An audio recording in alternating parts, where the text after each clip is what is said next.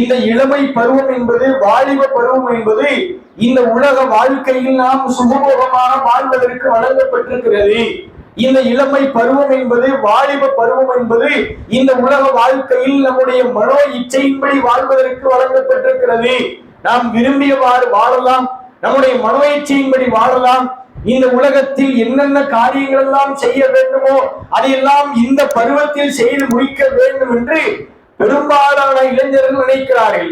ஆனால் உண்மையிலேயே இந்த உலக வாழ்க்கை இளைஞர்களுக்கு மாத்திரமல்ல, இந்த உலகில் வாழுகிற ஒவ்வொரு மனிதர்களுக்கும் இந்த உலக வாழ்க்கை எதற்காக வழங்கப்பட்டிருக்கிறது? இந்த உலக வாழ்க்கையில் சுகமோகமாக வாழ்வதற்கு அல்லாஹ் வழங்கியிருக்கிறாரா? இந்த உலகத்தில் மனோ இச்சையின்படி வாழ்வதற்கு அல்லாஹ் இந்த உலகத்தை நமக்கு வழங்கியிருக்கிறாரா? அதற்காக இந்த உலகம் நமக்கு வழங்கப்படவில்லை. இந்த உலக வாழ்க்கையை குறித்தும், இந்த உலக வாழ்க்கையிலே மனிதர்கள் மரணிக்கக்கூடிய மரணத்தை குறித்தும் அல்லாஹ் தன்னுடைய திருமறையிலே சொல்கிறார். அல்லதி ஹலக்கல் மௌத்தல் ஹயாத்த லியப்லுவக்கும் அய்யுக்கும் அஹ்ஸனு அமலா. இந்த உலக வாழ்க்கையில் உங்களில் நல்ல அமல்களுக்குரியவர் யார் என்பதை சோதிப்பதற்காகவே தவிர அல்லாஹ் வாழ்வையும் மரணத்தையும் ஏற்படுத்தவில்லை. இந்த உலக வாழ்க்கை என்பது நீ தாந்தோன்றித்தனமாக வாழ்வதற்கு இல்லை, வாகனத்தில் வேகமாக செல்வதற்கு இல்லை, உன் மனோ இச்சையின்படி வாழ்வதற்கு வழங்கப்படவில்லை, காதல் காம களியாட்டங்களில் சுத்துவதற்காக வழங்கப்படவில்லை. இந்த உலக வாழ்க்கை என்பது நீங்கள் நல்லவர்களா கெட்டவர்களா சாலிகானவர்களா என்பதை சோதிப்பதற்கு அல்லாஹ் வழங்கியிருக்கிறார். இந்த உலக வாழ்க்கையை ஒவ்வொரு முஃமின்களும் ஒவ்வொரு இளைஞர்களும் எதற்காக பயன்படுத்த வேண்டும்? இந்த உலக வாழ்க்கை என்பது நான் மறுமையிலே சொர்க்கம் பெறுவதற்கான வாய்ப்பாக, வசதியாக, அதன் கேடயமாக இந்த உலகத்தை பயன்படுத்த வேண்டிய ஒழிய இந்த உலக வாழ்க்கை என்பது இங்கேயே நம்முடைய இஷ்டத்திற்கு வாழ்வதற்காகவோ, என் இளமையை இந்த உலகில் விரும்பியவாறு வாழ்வதற்காக வழங்கப்படவில்லை. வாலிப பருவம் என்பது எப்படிப்பட்ட ஒரு பாக்கியம் நிறைந்த பருவம் இது!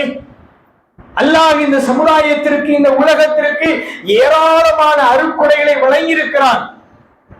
அந்த அருட்கொடைகளை நம்மளால் எண்ண முடியாது. அல்லாஹ் திருமறையில் சொல்கிறான், வையின் தௌதும் நியாமத்தல்லாஹ், அல்லாஹ் உங்களுக்கு வழங்கியிருக்கிற அருட்கொடைகளை நீங்கள் எண்ண முற்பட்டால் லா துஹ்சுஹா, அதை உங்களால் ஒருபோதும் எண்ணி முடிக்க முடியாது என்று திருக்குர்ஆனிலே அல்லாஹ் சவாலாக முன்வைக்கிறான். அப்படி இந்த உலகத்திற்கு இறைவன் வழங்கிய ஏராளமான அருட்கொடை இருக்கிறது. அப்படிப்பட்ட அருட்கொடைகள் உண்டு மனிதர்களுக்கு வழங்கப்பட்டிருக்கிற இந்த இளமை பருவம், வாலிப பருவம் ஒரு அருட்கொடை. 3 விதமான பருவங்களை மனிதர்கள் சந்திக்கிறார்கள். ஒன்று, ஆரம்பத்தில் எந்த அறிவு ஞானமும் இல்லாத குழந்தை பருவம், அறிவு ஞானத்தோடு உடல் திரகாத்திரத்தோடு பலத்தோடு வாழுகிற இளமை பருவம். அதற்கு பின்னால் இருக்கிற முதுமை பருவம் என்று திருக்குர்ஆனிலே அல்லாஹ் சொல்கிறான். 30வது அத்தியாயத்தினுடைய 54வது வசனத்திலே அல்லாஹ் சொல்கிறான், அல்லாஹுல்லதி ஹலக்கக்கும் மின் லஹ்ஃபின், அல்லாஹ் உங்களை பலவீனமான நிலையிலே படைத்தான். சும்ம ஜஅல மின் பாதிஹி லஹ்ஃபின் குவத்தன், பலவீனத்திற்கு பிறகு அல்லாஹ் உங்களுக்கு பலவீனத்திற்கு பிறகு அல்லாஹ் உங்களுக்கு பலத்தை அளித்தான். சும்ம ஜஅல மின் பாதிஹி குவத்தின் லஹ்ஃபன் வ ஷைபத்தன், இந்த பலமான பருவத்திற்கு பின்னால் அல்லாஹ் உங்களுக்கு பலவீனத்தையும் வயோதியத்தையும் ஏற்படுத்தினான். எப்படிப்பட்ட பருவத்தை அல்லாஹ் பட்டியல் போடுகிறான் என்று பாருங்கள். முதலில் அல்லாஹ் உங்களை பலவீனமாக படைத்து விட்டான். எந்த அறிவு ஞானமும் இல்லாமல், எழுந்து நடக்க முடியாத, பேச முடியாத, கேட்க முடியாத, இப்படி பலவீனத்தோடு அல்லாஹ் உங்களை ஆரம்பத்தில் படைத்தான். அத்தோடு அல்லாஹ் விட்டு விட்டானா? அப்படி அல்லாஹ் உங்களை பலவீனத்தோடு விட்டுவிடவில்லை. குறிப்பிட்ட காலத்திற்கு பிறகு மீண்டும் அல்லாஹ் உங்களுக்கு பலத்தை அளித்தான். இந்த உலகத்தில் அறிவு ஞானத்தோடு வாழ்வதற்கு, நல்ல அமல்களை செய்வதற்கு, பிறருக்கு இஸ்லாத்தை சொல்வதற்கென்று ஏராளமான பணிகளுக்காக வேண்டி அல்லாஹ் உங்களுக்கு பலத்தை அளித்தான். அந்த பலம் அத்தோடு நின்றுவிடவில்லை, மீண்டும் அல்லாஹ் உங்களுக்கு பலவீனத்தையும் வயோதியத்தையும் ஏற்படுத்தினான் என்று அல்லாஹ் திருமறையில சொல்லுகிறானே.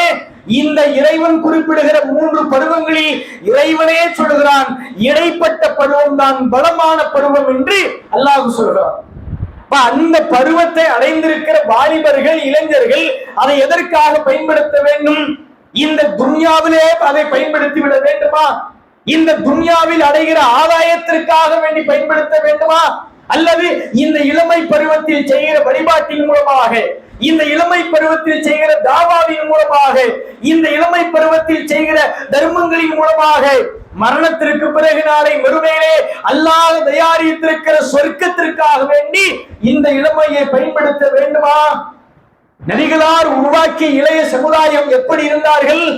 இன்றைக்கு நம்முடைய சமுதாயத்தின் இளைஞர்கள் எப்படி எல்லாம் சீரழிந்து கொண்டிருக்கிறார்கள். ஒரு குரூப்பு சினிமா கூட்டாளிகளின் பின்னால் சென்று கொண்டிருக்கிறது. அவன்தான் எங்களின் தளபதி, அவன்தான் எங்களின் தலைவன், அவன்தான் எங்களின் வழிகாட்டி, அவருக்காக நாங்கள் உயிரை கொடுப்போம், அவருக்காக நாங்கள் அதை கொடுப்போம், இதை கொடுப்போம் என்று ஒரு கூட்டம் சினிமாவிலே மூழ்கி கிடக்கிறது.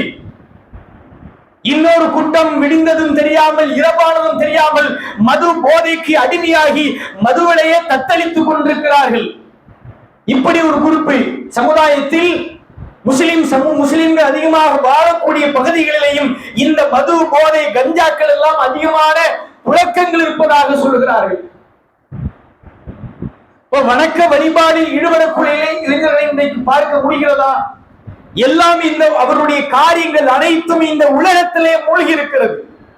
ஒரு இளமை பருவம் வந்துவிட்டது என்று சொன்னால் ஒரு வாகனத்தை, சொகுசான ஒரு வாகனத்தை வாங்க வேண்டும், 4 பேருக்கு முன்னால் பைக்கை முறுக்க வேண்டும், வேகமாக வண்டியை ஓட்ட வேண்டும் என்று அப்படி ஒரு குரூப். 1ஆம் தேதி வண்டியை வாங்கி கொடுத்தா 2ஆம் தேதி ஜனாசா வந்து சேர்ற ஆளு, அடம்பிடித்து சண்டை போட்டு வீட்டிலே பிரச்சனை பண்ணி வாகனத்தை வாங்கக்கூடியவன் மறுநாளே இறந்து போகக்கூடிய அவல நிலையை சமுதாயத்திலே பார்க்கிறோம். இதுதான் உலக வாழ்க்கையா? இதுக்குதான் உலகத்தை அல்லாஹ் நமக்கு வழங்கி இருக்கிறானா? அல்லது மறுமையில் நீங்கள் வெற்றி பெறுவதற்காக, மறுமையிலே அல்லாஹ் தயாரித்திருக்கிற சொர்க்கத்தை பெறுவதற்கு அல்லாஹ் வழங்கி இருக்கிறானா? வணக்க வழிபாடுகள் எல்லாம் இன்றைக்கு சமுதாய இளைஞர்களிடத்தில் பார்க்க முடியவில்லை. தொழுகையை விட்டு, இபாதத்துகளை விட்டு வெகு தூரத்திலே நம்முடைய சமுதாய இளைஞர்கள் இருக்கிறார்கள். நபிகளாரின் காலத்திலே பள்ளிவாசலை நிரப்பக்கூடியவர்களாக நபிகளார் உருவாக்கிய இளைய சமுதாயம் வாலிபர்கள் இருந்தார்கள். அல்லாஹ்வின் தூதரவர்கள் சொன்னார்கள், பள்ளிவாசலை தொழுகைக்காக மக்களை நிறுத்திவிட்டு என்னிடத்தில் இருக்கக்கூடிய இளைஞர்களை வைத்து தொழுகைக்கு வராதவர்களை விறகால் எரித்து விடலாம் என்று எண்ணுகிறேன் என்றார்களே. ஏன் யாரை குறிப்பிடுகிறார்கள்? யாரை வைத்து எரிப்பதாக நபிகளார் சொன்னார்கள்? என்னிடம் உள்ள இளைஞர்களை வைத்து செய்வேன் என்றார்கள். அப்ப ரசூலுல்லாஹ்விடத்துல இளைய சமுதாயம், இளைய பட்டாளம் இபாதத்துகளில் வணக்க வழிபாடுகளில் இருந்தார்கள். இன்றைக்கு இரவு முழுக்க செல்போனிலே பாட்டு கேட்டுவிட்டு, படம் பார்த்துவிட்டு, செல்போன்களை நோண்டிவிட்டு 3 மணிக்கு 2 மணிக்கு உறங்கிவிட்டு காலை ஃபஜர் தொழுகையை கோட்டை விடக்கூடிய இளைஞர்கள் நம்முடைய சமுதாயத்தில் அதிகம். இரவுக்குள்ள என்ன பண்ணப்பா, தாவா பண்ணியா அப்படின்னு ஒரு தாவா பண்ணும் மார்க்கம் சொல்லல. இரவு 2 மணி வரைக்கும் 1 மணி வரைக்கும் தாவா செய்ய வேண்டும், விவாதிக்க வேண்டும் என்று மார்க்கம் உங்களிடத்தில் சொல்லுகிறதா? இவன் தாவாவும் அல்லது அந்த கதை வேற. இரவு முழுக்க படத்தை பார்க்கிறார்கள், பாட்டை கேட்கிறார்கள், சினிமா கூத்தாடிகளின் பேச்சை கேட்கிறார்கள். காலையில சுபு தொழுகையிலே மண்டையாகி விடுகிறார்கள். சுபு தொழுகையை விட ஒரு பாக்கியம் நிறைந்த ஒரு வழிபாடு இந்த உலகில் உண்டா? அல்லாஹ்வின் தூதர்கள் சொன்னார்கள், மன் சல்ல சுபூஹ, யார் சுபு தொழுது விட்டாரோ ஃபஹுவ ஃபீ திம்மத்தில்லாஹ், அவன் அல்லாஹ்வின் பொறுப்பில் இருக்கிறான் என்றார்கள். நாம் சுபு தொழுகை முறையாக தொழுது விட்டோம் என்று சொன்னால், ஜமாத்தோடு தொழுது விட்டோம் என்று சொன்னால், சுபுக்கான எழுந்து விட்டோம் என்று சொன்னால், நாம் யாருடைய பொறுப்பில் இருக்கிறோம் என்றால் ஃபஹுவ ஃபீ திம்மத்தில்லாஹ், அல்லாஹ்வின் பொறுப்புக்கு அவன் சென்று விடுகிறான். என்னுடைய இறைக்கு என் இறைவன் பொறுப்பு, என்னுடைய ஆடைக்கு என் இறைவன் பொறுப்பு, என்னுடைய பயணத்திற்கு என் இறைவன் பொறுப்பு, என் செல்வத்திற்கு என் இறைவன் பொறுப்பு, ஒட்டுமொத்தமாக அல்லாஹ் நம்முடைய வாழ்க்கையை பொறுப்பேற்கிறான் என்றால், அப்படிப்பட்ட அளப்பரிய நன்மையை பெற்று தருகிற ஃபஜர் தொழுகையை பாலடிக்கக்கூடிய இளைய சமுதாயம் இன்றைக்கு உருவாகிறதா இல்லையா? தொழுகை என்பது ஏதோ வயோதிக காலத்தில் செய்ய வேண்டிய ஒரு வழிபாடா? 18 வயசுலேயே நான் தொழுகைக்கு வரணுமா? 20 வயசுலேயே நான் தொழுகைக்கு வரணுமா? 25 வயசிலே தாவாவுக்கு வரணுமா? இப்போதே நான் தெரு தெருவாக வீதி வீதியாக தௌஹீதை ஏகத்துவத்தை சொல்வதற்கு வர வேண்டுமா என்று நினைக்கிறார்கள். தொழுகை என்பது வயோதி காலத்தில் சாவர காலத்தில் செய்ய வேண்டிய வணக்க வழிபாடாது. இந்த உலகத்தில் கடமையாக்கப்பட்டதிலிருந்து பருவம் அடைந்ததிலிருந்து நாம் மரணிக்கிற கடைசி நிமிடம் வரைக்கும் செய்ய வேண்டிய வணக்க வழிபாடு தொழுகை. நாளை மறுமையிலே, மரணத்திற்கு பின்னால் நாளை மறுமையிலே இபாதத்துகள் குறித்து கேட்கப்படுகிற முதல் கேள்விகளில் தொழுகையைத்தான் இறைவன் முதலில் கேட்பான் என்று அல்லாஹ்வின் தூதர் அவர்கள் சொன்னார்களே. நாளை மறுமையிலே தொழாததால் நரகத்திலே எரியப்படுவதாக திருமறையிலே அல்லாஹ் எச்சரிக்கிறாரே. மா சலக்கக்கும் ஃபீ ஸக்கர். நரகத்திலே வெந்து சாகிற மக்களிடத்திலே சொர்க்கவாசிகள் கேட்கிறார்கள், மா சலக்கக்கும் ஃபீ ஸக்கர், ஏனப்பா இன்றைக்கு நரக படுகொலில் நீ தள்ளப்பட்டிருக்கிறாய்? நரகத்திலே வெந்து சாகிறவர்கள் பதிலளிப்பார்களா, நாங்கள் உலகத்தில் வாழுகிற பொழுது தொழுபவராகவோ ஏழைகளுக்கு உணவளிப்பவராக நாங்கள் இருந்ததில்லை, அதனால் இன்றைக்கு நரகத்திலே தள்ளப்பட்டிருக்கிறோம். சொல்லிவிட்டு சொல்கிறார்கள், இந்த இரண்டையும் செய்யாமல் வீணானவர்களோடு வீணான காரியத்திலே மூழ்கி கிடந்தோம். இன்றைய இளைய சமுதாயத்திற்கு 100% இந்த வசனம் பொருந்தி போகிறது. தொழாதவர்களாக, ஏழைகளுக்கு உணவளிக்காதவர்களாக, வீணர்களோடு சேர்ந்து நேரத்தை காலத்தை வீணடிக்கக்கூடிய இளைஞர்கள் நம்முடைய சமுதாயத்தில் அதிகமா இல்லையா? எல்லாம் இசையில மயங்கி கிடக்கிறார்கள். பாட்டு, எந்த நேரம் பார்த்தாலும் பாட்டு. குனிந்த தலை நிமிராத ஒரு இளைஞர்கள் என்று சொன்னால் அது நம்ம சமுதாயத்தில் இன்றைக்கு வாழக்கூடிய இளைஞர்கள் தான். ஒரு காலத்தில் குனிந்த தலை நிமிரமாத இளைஞர்கள் என்ன அர்த்தம்? இவர் யாரும் ஏறெடுத்து பார்க்க மாட்டாரு, எந்த பொம்பளை பிள்ளைகளுடைய வம்புக்கு போக மாட்டாரு, எந்த பிள்ளையும் பார்க்க மாட்டார் என்று பொருள். இன்னைக்கு குனிந்த தலை நிமிர மாட்டான் என்றால் என்ன பொருள்? செல்போன்ல மூழ்கி கிடக்கிறான் அர்த்தம். காலையில் எழுந்ததிலிருந்து பல்லை தேய்ப்பதற்கு முன்னால் செல்லைத்தான் தைத்துக் கொண்டிருக்கிறான். காலையில் எழுந்ததிலிருந்து இரவு தூங்குகிற வரைக்கும் தூக்கத்துல போர்வைக்குள்ள செல்போன் பெத்தவங்க வாங்கி கொடுத்துறாங்க. செல்போன் எதை பார்க்கிறான்? மார்க்கத்தின்படி ஆய்வு செய்கிறானா? திருக்குரானை வாசிக்கிறானா? நபிமொழியை படிக்கிறானா? பிறருக்கு இஸ்லாத்தை எத்தி வைக்கிறானா? வீணான காரியங்கள் இசையிலே இந்த சமுதாயத்தின் இளைஞர்கள் மயங்கி கிடக்கிறார்கள். இசை கருவி என்கிறோமே, அதையே மார்க்கம் ஷைத்தானின் கருவி என்கிறது. அல்லாஹ்வின் தூதர் காலத்துல அல்லாஹ்வுடைய தூதரிடத்துல சில சிறுமிகள் பாட்டு படித்துக் கொண்டு வருகிறார்கள். கையில் இருக்கக்கூடிய சில பொருட்களை தட்டி கொண்டே வருகிறார்கள். அபூபக்கர் சித்திக் ரலியல்லாஹு அன்ஹு சொல்கிறார்கள், அல்லாஹ்வின் தூதரின் இல்லத்திலேயே ஷைத்தானின் கருவிகளா என்று அந்த சிறுமிகளை எச்சரித்து அனுப்பி வைத்தார்கள். பாட்டு கேட்கக்கூடிய அந்த கருவிகளை ஷைத்தானின் கருவி என்று மார்க்கம் சொல்லுகிறது என்று சொன்னால், இப்ப இன்றைய இளைஞர்கள் எப்படி இருக்கிறார்கள்? ஸ்டேட்டஸ பார்த்தா, அதுல ரீல்ஸ பார்த்தோம்னா பாட்டு தான். பாட்டு இல்லாம ஒரு ஸ்டேட்டஸ் வைக்க மாட்டாரு. பயான வச்சா கூட அந்த பயானுக்கு பின்னால் ஒழிக்கக்கூடிய பாட்டு தான். எந்த நேரம் அப்படி இசை மேதை மாதிரி எந்த நேரம் பாடல் என்று சொன்னால், ஹெட்போன் மாட்டி பயான் கேட்க முடியல நம்மளால. பாட்டு கேட்கறீங்களான்னு கேட்கிறான், குறுகுறுன்னு பாக்குறான். ஏன்? ஹெட்போன் மாட்டினாலே உன் பாட்டு தான் கேட்பான்.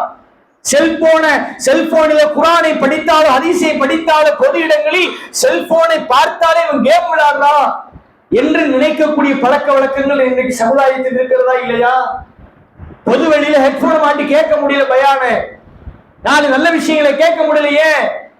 பார்த்தா பாட்டு கேட்கிற மாதிரி தெரியுது, கேம் விளையாடுற மாதிரி தெரியுது. இந்த சமுதாயத்தின் இளைஞர்கள் அப்படி இருக்கிறார்கள். இது முன்மாதிரி இளைய சமுதாயத்துக்கு தேவையா? இதுதான் முன்மாதிரி இளைஞர்களா? முன்மாதிரி இளைஞர்கள் என்று சொன்னால் இஸ்லாமிய இளைஞர்கள் எப்படி வாழுகிறார்கள் என்று பாருங்கள் என்று முஸ்லிம் அல்லாதவர்கள் தன் பிள்ளைகளுக்கு, தன் வாலிபர்களுக்கு, தன் சமுதாய இளைஞர்களுக்கு அடையாளப்படுத்த வேண்டிய இளைஞர்களாக இருக்க வேண்டும். வணக்க வழிபாடுகள் இந்த வாலிப பருவத்திலே செய்கிற பொழுது அதனால் கிடைக்கிற பாக்கியம் என்ன? அல்லாஹ்வின் தூதரவர்கள் சொன்னார்கள், சபஅத்துன், அல்லாஹ் ஒரு 7 சாராருக்கு யுலில்லுஹுமுல்லாஹு ஃபீ லில்லிஹி, தன் அரிசின் கீழே நிழல் வழங்குவான். அந்த நாள் எப்படிப்பட்ட நாளாக இருக்கும்?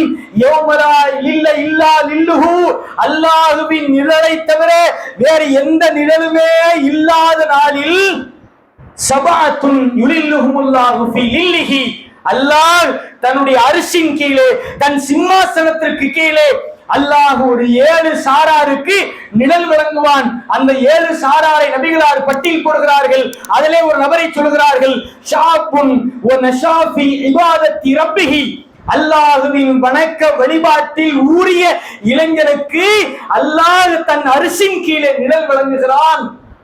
ஒட்டுமொத்த உலக மாந்தர்களே கொளுத்துகிற வெயிலில் இருக்கிற பொழுது தலைக்கு அருகில் நம்முடைய சூரியனை நம்முடைய தலைக்கு அருகில் கொண்டு வந்து நிறுத்தப்படுகிற நாளில், சூரியனின் வெப்பத்தால் மூளையெல்லாம் உருகி ஓடக்கூடிய நாளில், நீ எம்பா வெயில நிக்கிற, நீ எம்பா சூரியனுக்கு பக்கத்துல நிக்கிற, இதோ என்னுடைய அரிசியின் கீழ் வா, நிழலுக்கு வா என்று ஒரு 7 கூட்டத்தை சாராரை அல்லாஹ் அழைப்பானே. யாரை அழைக்கிறான்? வாலிப பருவத்தில் நீ வணக்க வழிபாட்டில் ஈடுபட்டால், உன்னுடைய ஆற்றலை, உன்னுடைய சிந்தனையை, உன்னுடைய வாலிபத்தை இஸ்லாத்திற்காக, மார்க்கத்திற்காக நீ பயன்படுத்தினால் அந்த பாக்கியம் நமக்கு கிடைக்கும். அப்படிப்பட்ட சாலியான இளைஞர்களாக இருக்கிறோமா? அல்லாஹ்வின் தூதர் காலத்தில் தன் இளைய சமுதாயம் எதற்காக நேரத்தை செலவிட்டார்கள்? அல்லாஹ்வின் மார்க்கத்திற்காக செலவிட்டார்கள், மார்க்க பிரச்சாரங்களுக்காக செலவிட்டார்கள். இன்றைக்கு உலக பொதுமறையாம் திருமறை குர்ஆனை நாம் கையில் வைத்திருக்கிறோமே, அதை தொகுத்த இளைஞர் யார்? சாபித் பின் கைஸ் ரலியல்லாஹு அவர்கள் ஒரு இளைஞராக இருக்கிறார். முழுப்பெரும் சஹாபாக்கள் இருந்தார்கள், அபூபக்கர் சித்திக் அவர்கள் இருந்தார்கள், உமர் ரலியல்லாஹு அவர்கள் இருந்தார்கள். ஆனால் அல்லாஹ் அந்த பாக்கியத்தை யாருக்கு கொடுத்தான்? ஒரு இளைஞருக்குத்தான் கொடுத்தான். அவர்தான் அன்றைக்கு வாழ்ந்த மக்களிடத்தில் திருக்குர்ஆனை திரட்டி ஒட்டுமொத்தமாக இன்றைக்கு நாம் வைத்திருக்கிற திருக்குர்ஆனாக முழுவதுமாக கொண்டு வந்து சேர்த்தவர்.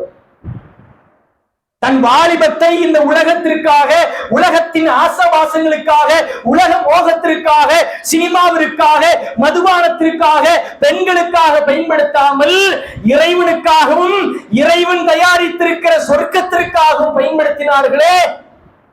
அப்படி இன்றைக்கு இளைஞர்கள் இருக்கிறோமா? தொழுகலாம் அதெல்லாம் 80ல பார்த்துக்கலாம், நோன்பு அதெல்லாம் 60ல பார்த்துக்கலாம், ஹஜ்ஜி அதெல்லாம் சாவ கடக்கும்போது பார்த்துக்கலாம் அப்படின்னு நாமளாக அப்படி நினைத்துக் கொண்டிருக்கிறோம். நாம் 80 வரைக்கும் வருவோம் என்ற உத்தரவாதம் உண்டா? 70 வயது வரைக்கும் நாம் இந்த உலகத்திலேயே உடன்குடையிலேயே இருப்போம் என்ற உத்தரவாதம் உண்டா? அப்படி எந்த உத்தரவாதமும் கிடையாது. குல்லு நஃப்ஸுன் ஸாயிகத்துல் மௌத், அனைத்து உயிர்களும் மரணத்தை சுவைத்தே தீரும். ஐனமா தகூன யுத்ரிக்குல் மௌத் வலவ் குன்தும் ஃபீ புரூஜின் முஷய்யதா, நீங்கள் உறுதியான இரும்பு கோட்டைகளில் இருந்தாலும் சரி, அங்கேயும் மரணம் உங்களை வந்தடையும் என்று அல்லாஹ் சொல்கிறானே. 80 வயசு வரைக்கும், 60 வயசு வரைக்கும், 50 வயசு வரைக்கும் வாழ்வோம் என்பதற்கு எந்த உத்தரவாதங்களும் இல்லை. அல்லாஹ் எனக்கு வழங்கிய இந்த வாலிபத்தை, இந்த காலத்தை என் இறைவனுக்காக, மறுமைக்காக, மறுமையில இறைவன் தயாரித்த சொர்க்கத்திற்காக பயன்படுத்த வேண்டும் என்று இளைஞர்கள் இருக்கிறோமா? ரொம்ப மோசமா போயிட்டு இருக்கோம். ஒரு 20 ஆண்டுகளுக்கு முன்னால், 30 ஆண்டுகளுக்கு முன்னால் கூட இந்த இளைய சமுதாயம் சாபத்திற்கு ஆளாகாது. இன்றைக்கு பெரும்பாலான இளைஞர்கள் பிறரின் சாபத்திற்கு ஆளாகிறார்கள். ஒரு காலம் இருந்துச்சு, அப்படி ரோட்ல போற இளைஞர்களை திட்டுகிற, சபிக்கிற பழக்கம் இருந்தது. இன்னைக்கு பார்த்தா திட்டுவோம். பஸ் ஸ்டாண்ட் இருந்தீங்கன்னா இதெல்லாம் வீடு போய் சேரவா போகுது, என்ன ஓட்டு ஓட்டுறான் வண்டிய, இந்த மாதிரி இப்படி முடி வளர்த்துட்டு அடையிறானா, இவெல்லாம் உருப்படுவானா என்று பெரியவர்களால் பிறருக்கு இடையூறு தரப்படுகிற பொழுது சபிக்கப்படுகிறார்களா இல்லையா? அது இன்றைக்கு தான் அப்படி நடக்கிறது. 20 ஆண்டுகளுக்கு முன்னால் உள்ள இளைஞர்கள், 30 ஆண்டுகளுக்கு முன்னால் உள்ள இளைஞர்கள் கஷ்டத்திலும் குடும்ப சூழலையும் பொறுத்து படிப்பை விட்டு வேலைக்கு வந்தார்கள். இன்னைக்கு அப்படியான ஒரு பொறுப்பு நிறைந்த இளைஞர்களை பார்க்க முடியல. சமுதாயத்திற்கு செய்ய வேண்டிய கடமைகளிலே நம்முடைய சமுதாய இளைஞர்கள் முன்வருகிறார்களா? அல்லாஹ்வுடைய தூதர் சொன்னார்கள், குல்லுக்கும் ராயின், உங்களில் ஒவ்வொருவரும் பொறுப்பாளி. உங்களின் பொறுப்புகள் குறித்து நாளை மறுமையிலே நிச்சயமாக விசாரிக்கப்படுவீர்கள் என்றார்கள். இளைஞர்களுக்கு பொறுப்பே இல்லையா? நம்ம சமுதாய வாலிபர்களுக்கு பொறுப்பே இல்லையா? பெரியவர்களுக்கு மட்டும்தான் பொறுப்பா? திருமணம் ஆனவர்களுக்கு மட்டும்தான் பொறுப்பா? தாய்க்கும் தந்தைக்கு மட்டும்தான் பொறுப்பா? இந்த உலகில் வாழுகிற எல்லா மனிதர்களுக்கும் குல்லுக்கும் ராயின், எல்லாரும் பொறுப்பாளின்றாங்க ரசூலுல்லாஹ். ஒரு இளைஞர்களுக்கு என்ன பொறுப்பு? நீ இறைவனுக்கு செய்ய வேண்டிய கடமை இருக்கிறது, பொறுப்பு இருக்கிறது. உனக்கு செய்ய வேண்டிய பொறுப்பு இருக்கிறது. உன் தாய்க்கு, உன் தந்தைக்கு, உன் குடும்பத்திற்கு, உன் சமுதாயத்திற்கு, உன் பகுதி மக்களுக்கு செய்ய வேண்டிய கடமையும் பொறுப்பும் உனக்கு இல்லையா? நம்முடைய சமுதாயம் இணை வைப்பிட வீழ்ந்து கிடக்கிறார்களே, அவர்களை மீட்டெடுக்க வேண்டும் என்று பிரச்சார களத்திற்கு வந்த இளைஞர்கள் எத்தனை பேர்? சமுதாயம் கல்வியிலே பின்தங்கி இருக்கிறது. சமுதாய கல்வியின் தரத்தை உயர்த்த வேண்டும், படிப்பின் அவசியத்தை, கல்வியின் அவசியத்தை மக்களுக்கு எடுத்து சொல்ல வேண்டும் என்று வந்த இளைஞர்கள் எத்தனை பேர்? அப்படிலாம் இளைஞர்களை பார்க்கவே முடியல. இன்னைக்கு இந்த உலக வாழ்க்கையிலேயே மூழ்கி திளைத்துக் கொண்டிருந்தோம் என்று சொன்னால் நாம் தொழுகைக்கு வரமாட்டோம். ஒரு நாள் நமக்காக தொழுகை நடத்தப்படும். அந்த நாள் வருவதற்கு முன்பாக, மலக்குள் மௌத் சந்திப்பதற்கு முன்பாக, மலக்கை பார்த்த உடனேயே ஒவ்வொரு மனிதர்களும் கத்துவார்களாம், கதறுவார்களாம், லவ்லா அகர்தனி இலா அஜலின் கரீப் ஃபஅஸத்தக வ குன் மின சாலிஹின். இறைவா, கொஞ்ச காலம் எனக்கு அவகாசம் கொடு, நான் நல்லவனா வந்துடுறேன், நான் தர்மம் செஞ்சிடறேன், கத்துவானே கதறுவானே. அல்லாஹ் கடைசி காலத்தில் நேரத்தை கொடுப்பானா? நல்ல இளமை பருவத்தை அல்லாஹ் வழங்கியிருந்தான், திடகாத்திரமான உடல் ஆற்றலை வழங்கியிருந்தான், நல்ல பேச்சாற்றலை வழங்கியிருந்தான், எழுத்தாற்றலை வழங்கியிருந்தான். எல்லா ஆற்றலும், எல்லா வாலிபங்களும், எல்லா வயதும் வழங்கப்பட்டு எல்லாவற்றையும் வீணடித்து விட்டு, பாழாக்கி விட்டு சாவ போகிற நேரத்தில் இறைவா கொஞ்சம் நேரத்தை கொடு, அவகாசத்தை கொடு என்று கேட்டால் அல்லாஹ் ஒருபோதும் வழங்க மாட்டான். அப்படிப்பட்ட கதறலுக்கு முன்பாக நமக்கு வழங்கப்பட்ட இந்த வயதை, இந்த வாலிபத்தை, இந்த இளமையை நான் என் இறைவனுக்காக, இறைவனின் மார்க்கத்திற்காக, இந்த சமுதாய நன்மைக்காக பயன்படுத்தி 7 சாராரில் நிழல் பெறக்கூடியவர்களில் என்னையும் ஒருவராக இணைத்துக் கொள்வேன் என்று உறுதிமொழி எடுத்தவர்களாக, நம்முடைய வாலிபத்தை, இளமை பருவத்தை முறையாக பயன்படுத்தக்கூடிய நல்ல சாலிகான இளைஞர்களாக அல்லாஹ் ரப்புல் ஆலமீன் நம் அனைவரையும் ஆக்கி அருள் புரிவான் என்ற பிரார்த்தனையோடு என்னுடைய முதல் உரையை நிறைவு செய்யும். கண்ணியத்திற்குரிய சகோதர சகோதரிகளே, நம்முடைய சமுதாயத்தில் இஸ்லாத்தின் பெயரால் இஸ்லாத்தில் இல்லாத பல காரியங்களை ஒவ்வொரு மாதங்களும் புதுமைகளையும் உருவாக்கி வைத்திருக்கிறார்கள்.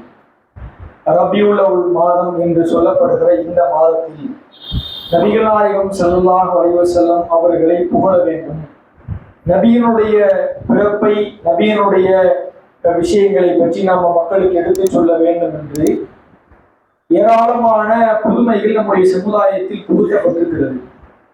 ஆல்ரெடி நம்ம எல்லாருமே கேள்விப்பட்ட செய்திகளாக இருந்தாலும் அதை மீண்டும் மீண்டும் அந்த அபத்தங்களை நாம் புரிந்து கொண்டு அதை பிற மக்களுக்கு நாம் அதிகமாக கொண்டு சேர்க்க கடமைப்பட்டிருக்கிறோம். அல்லாஹ்வுடைய தூதர் அவர்களை புகழலாமா என்று கேட்டால் தாராளமாக புகழலாம். ஏன்னா நம்ம மௌலிது ஓடக்கூடாது என்று சொல்லுகிற பொழுது எதிரிகள் என்ன செய்யறாங்க அப்படின்னு கேட்டா ரசூலுல்லாவை புகழக்கூடாதுன்னு சொல்றாங்க. ரசூலுல்லாவை புகழாம இவங்க மாப்பாவைய புகழ்றது அப்படின்லாம் நக்கல் நையாண்டிகளோடு ரசூலுல்லாவையே புகழக்கூடாது என்று சொல்லிவிட்டார்கள் என்று தவறான பிரச்சாரங்களை கொண்டு செய்வார்கள்.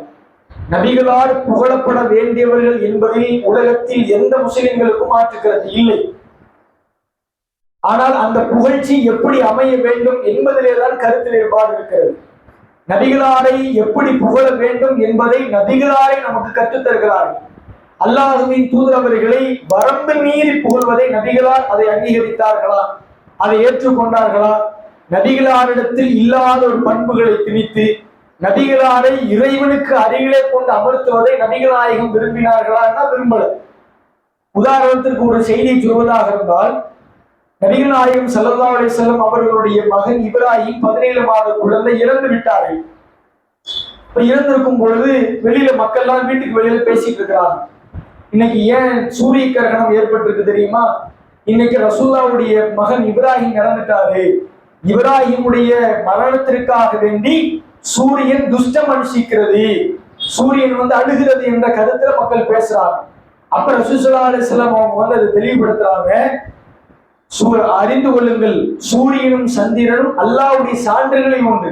அது யாருடைய பிறப்பிற்கோ யாருடைய இறப்பிற்கோ அது ஒருபோதும் துக்கம் அனுஷ்டிக்காது என்று அந்த மக்களிடத்துல விளக்குகிறார்கள். இதே ரசூலுல்லாஹ் சொல்றாங்கன்னா தன்னை வரவு மீறி புகழ்றாங்க. நபியை கடவுளின் இடத்தில், நபியினுடைய மகனை கடவுளுடைய இடத்தில் கொண்டு வைக்கக்கூடிய அபத்தத்தை அல்லாஹ்வுடைய தூதரவர்கள் கண்டிக்கிறார்கள். அப்ப இந்த மௌலுது என்று சொல்லப்படுகிற இந்த பாடல்கள் என்ன? பாடல்களுக்கு இஸ்லாத்தில் அனுமதி கிடையாது, இசைக்கு இஸ்லாத்தில் அனுமதி கிடையாது. இவர்கள் பாடல் வழியாக நாங்கள் நபிகளாரை புகழ்கிறோம் என்று இஸ்லாமிய பாடல்கள் அப்படின்னு ஏதாவது மார்க்கத்துல உள்ளதா? இஸ்லாமிய நோன்பு இருக்கிறது, இஸ்லாமிய தொழுகை இருக்கிறதுன்னு சொன்னா ஓகே. இஸ்லாமிய பாடல் என்ற பெயர்ல ஏதாவது இருக்குதா இஸ்லாத்துல? அப்படி உண்டா? பாடலுக்கு இஸ்லாத்துல அனுமதி உண்டா? இசைக்கு இஸ்லாத்துல அனுமதி உண்டா? கிடையாது. அதை தாண்டி பாடலின் பெயரால் நபியை வரம்பு மீறி புகழக்கூடிய விஷயங்களாக இருக்கிறார்கள். அந்த கஃபாருல் ஹதாயா, எங்களுடைய பாவங்களை மன்னிக்கக்கூடிய நபியை என்று நபியிடத்துல போய் பாவ மன்னிப்பு கேட்கிறாங்க. ரசூலுல்லாஹ் நம்முடைய பாவத்தை மன்னிக்கக்கூடிய அதிகாரம் படைத்தவர்களா? இதுதான் நபியை புகழ்வதற்கான லட்சணமான்னு கேட்டா இது கிடையாது. ரசூலுல்லாஹ்வை உண்மையாகவே நாம் புகழ்கிறோம், நேசிக்கிறோம் என்பது உண்மையாக இருந்தால் நபியை பின்பற்றுவதிலே தான் நபியினுடைய நேசம் இருக்குது. நபி சொன்ன மாதிரி என்னுடைய வாழ்க்கை முறை இருக்கிறதா? நபி சொன்ன மாதிரி என்னுடைய திருமண ஒழுங்கு இருக்கிறதா? நபி சொன்ன மாதிரி என்னுடைய வியாபாரம் இருக்கிறதா? நான் தான் நபிகளாரை அனுதினமும் புகழ்ந்து கொண்டிருக்கிறேன். நபி சொன்ன மாதிரி என்னுடைய திருமணம் இல்லை, நபி சொன்ன மாதிரி என்னுடைய வியாபார முறை இல்லை, நபி சொன்ன மாதிரி என்னுடைய வாழ்க்கை நடைமுறை இல்லை. ஆனா ரபியுல் மாதம் விட்டா நான் ரசூலுல்லாஹ் புகழ்றேன்னா இது எவ்வளவு கேலி கூத்தான காரியம். இதை ரசூலுல்லாஹ் செய்யுமாறு சொன்னாங்களா? ஒவ்வொரு ரபியுல் மாதம் விட்டால் என் பேரிலே ஃபாத்திகா ஓதுங்கள், எனக்காக வேண்டி ஊர் ஊராக தெரு தெருவாக மீலாதுல்லா கூட்டங்கள் நடத்துங்கள், என்னை பாவங்களை மன்னிக்கக்கூடிய நபி என்று புகழுங்கள். நபிகளார் காட்டி தந்த வழிமுறையா இது? நபிகளாருக்கு பின்னால் வந்த சஹாபாக்கள் காட்டி தந்த வழியா இது? சஹாபாக்களுக்கு பின்னால் வந்த தாபீன்களோ தாபீன்களோ காட்டி தந்த வழிமுறையா இது? அதற்கு பின்னால் யாரோ காசுக்காக பிழைப்பிற்காக வேண்டி உருவாக்கி வைத்த பாடல்களை இபாதத் என்ற பெயரில் பள்ளிவாசலில் அமர்ந்து கொண்டு இந்த சமுதாயம் இன்றைக்கு ஓடுகிறது. பள்ளிவாசலில் அல்லாஹ்வை தவிர வேறு யாரையும் அழைக்க கூடாது என்று அல்லாஹ் சொல்றான். வன்னல் மஸாஜித லில்லாஹி ஃபலா ததுஉ மஅல்லாஹி அஹதா. பள்ளிவாசல் அனைத்தும் படைத்த அல்லாஹ்விற்குரியது, அல்லாஹ்வை தவிர வேறு யாரையும் அழைக்காதீர்கள் என்று அல்லாஹ் திருமறையில் சொல்கிறான். பள்ளிவாசல் அமர்ந்து கொண்டு நபியே எங்களுடைய பாவங்களை மன்னியுங்கள் என்று நபியை ஆட்ட பாவ மன்னிப்பு கேட்டாங்க, அல்லாஹ்ட்ட கேட்டாங்க. இந்த சமுதாயத்துல யாருமே கேட்காத அளவிற்கு ஒவ்வொரு நாளும் ஒரு நாளைக்கு 70 தடவை 100 தடவை இறைவா என் பாவத்தை மன்னித்து விடு என்று நபிதானே அல்லாஹ்ட்ட கேட்டாங்க. ரசூலுல்லாஹ்வுக்கு அந்த அதிகாரம் இருந்திருந்தால் தன் பாவத்தை தானே ரசூலுல்லாஹ் மன்னிச்சிருக்கிறோமா இல்லையா?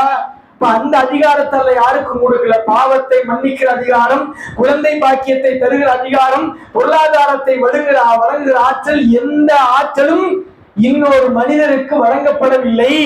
ஆனா இங்க என்னவா? எங்களுடைய வறுமையை போக்குங்க. ரசூலுல்லாஹ் வறுமையில் இருந்தாங்க, சஹாபாக்கள் வறுமையில் இருந்தாங்க, நபியை ஏற்றுக்கொண்ட ஆயிரக்கணக்கான மக்கள் வறுமையில் இருந்தாங்க. ரசூலுல்லாஹ்வால வறுமை ஒழிக்க முடியலதா? நபிகளார் பிறருடைய வறுமை விட்டுங்க, ரசூலுல்லாஹ்வுடைய வறுமையை ரசூலுல்லாஹ் ஒழிக்க முடியுச்சா?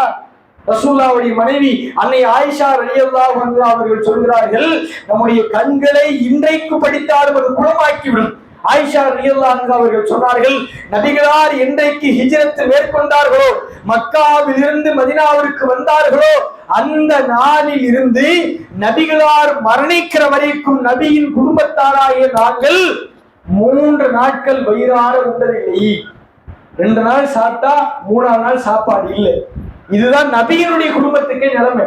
இப்ப அப்படிப்பட்ட வறுமையில உழந்து கொண்டிருந்த அல்லாஹ்வுடைய தூதரிடத்துல போய் என் வறுமையை போக்குங்கள் என்று கேட்டால், வறுமையை போக்குறது அல்லாஹ்வா அல்லாஹ்வுடைய தூதரா? இப்ப அல்லாஹ்வுடைய இடத்தில் அல்லாஹ்வின் தூதரை வைப்பதைத்தான் நாம் அது பெரிய வழிகேடு, அது நம்மை நரகத்துல கொண்டு போய் சேர்க்கக்கூடிய காரியம் என்று சொல்லுவோம்.